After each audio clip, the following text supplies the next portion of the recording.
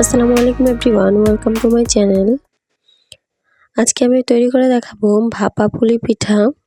পুলি পিঠা আমরা সবাই বানাতে পারি, তবে আজকে আমি তৈরি করে দেখাবো তেলে না ভেজে এটাকে ভাপে দিয়ে আমি তৈরি করব।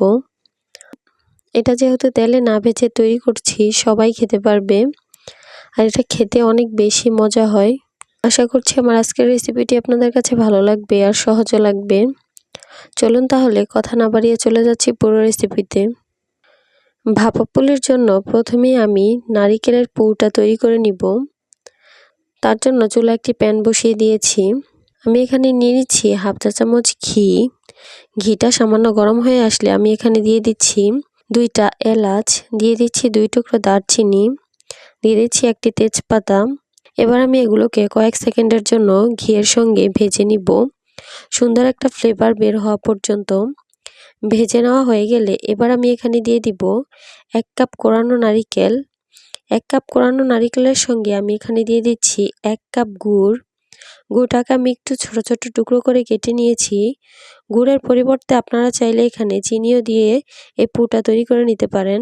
চুলার হিটটাকে একদমই লো হিটে রেখে নেড়েচেড়ে আমি এগুলোকে রান্না করে নিব। কিছু সময় ভেজে নেওয়ার পর এগুলোর কালারটা চেঞ্জ হতে থাকবে। শুরু থেকে শেষ পর্যন্ত অনবরত নাড়তে থাকতে হবে, কোনোভাবেই নাড়াচাড়া অফ করা যাবে না, তাহলে কিন্তু এই পুরগুলো পুড়ে যেতে পারে। যখন দেখতে পারবেন এই পুরটা একদম আঠালো হয়ে গেছে, তখনই বুঝতে হবে এই পুরটা তৈরি হয়ে গেছে। এই পুরটা এখন আঠালো হয়ে দলা ধরে আসছে, তার মানে পুরটা তৈরি হয়ে গেছে। এখন আমি চুলাটা অফ করে দিয়ে এটাকে নামিয়ে নিব। এবার পিঠার জন্য আমি একটা ডো তৈরি করে নিব। একটা প্যানে আমি নিয়ে নিচ্ছি 1 কাপ পানি, দিয়ে দিচ্ছি হাফ চা চামচ লবণ। এবার ভালোভাবে একবার নেড়েচেড়ে লবণটাকে পানির সঙ্গে মিশিয়ে নিচ্ছি।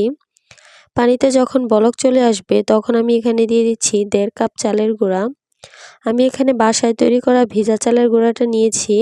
আপনারা যদি বাজারে শুকনো চালের গুঁড়াটা ব্যবহার করেন, তাহলে কিন্তু 2 কাপ পানির সঙ্গে 1.5 কাপ শুকনো চালের গুঁড়া দিয়ে দিবেন।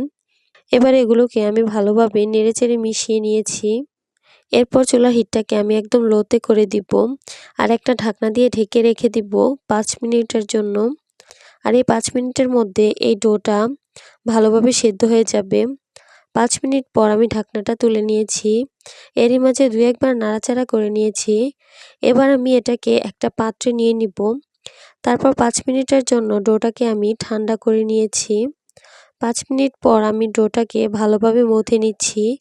তবে এই ডোটা একদমই ঠান্ডা করে ফেলা যাবে না, ঠান্ডা হয়ে গেলে কিন্তু শক্ত হয়ে যাবে। 2 মিনিটের মতো এই ডোটাকে আমি খুব ভালোভাবে মথে নিয়েছি। এবার আমি এখান থেকে ছোট ছোট করে লেচি করে নিব।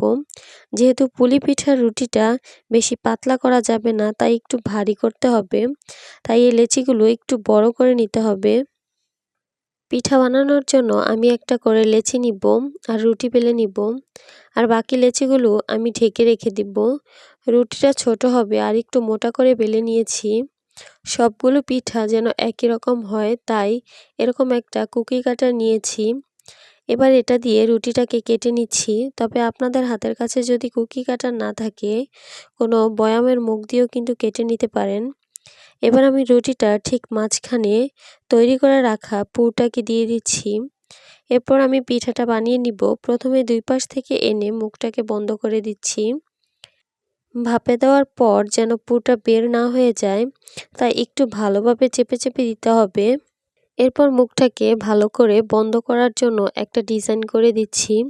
আপনারা দেখেই বুঝতে পারছেন আমি ঠিক কিভাবে কাজটা করছি। খুবই সহজ একটা কাজ। আমার এখানে সবগুলো পিঠা তৈরি করা হয়ে গেছে। এবার আমি এগুলোকে ভাপে দিতে চলে যাব। একটা প্যানে আমি নিয়েছি 4 কাপ পানি। পানিতে যখন বলক চলে আসবে তখন আমি এখানে দিয়ে দিব এরকম একটা স্টিমার। বাজারে খুব সহজভাবে এরকম স্টিমার পেয়ে যাবেন, অথবা আপনারা চাইলে কোনো স্টিলের ছাঁকনিতেও ভাপে দিতে পারেন। আবার চাইলে রাইস কুকারের স্টিমারও ব্যবহার করতে পারেন।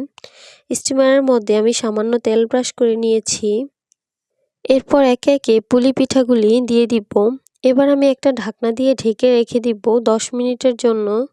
10 মিনিট পর আমি ঢাকনাটা তুলে নিয়েছি। দেখতেই পাচ্ছেন আমাদের পিঠাগুলি একদমই সুন্দরভাবে তৈরি হয়ে গেছে। এবার আমি এই পিঠাগুলি তুলে পরিবেশন করে নিব।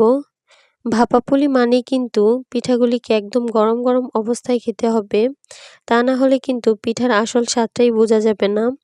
আমি একদমই সহজভাবে সকল ধরনের টিপস সহকারে পারফেক্ট ভাপা পুলি রেসিপিটি শেয়ার করেছি।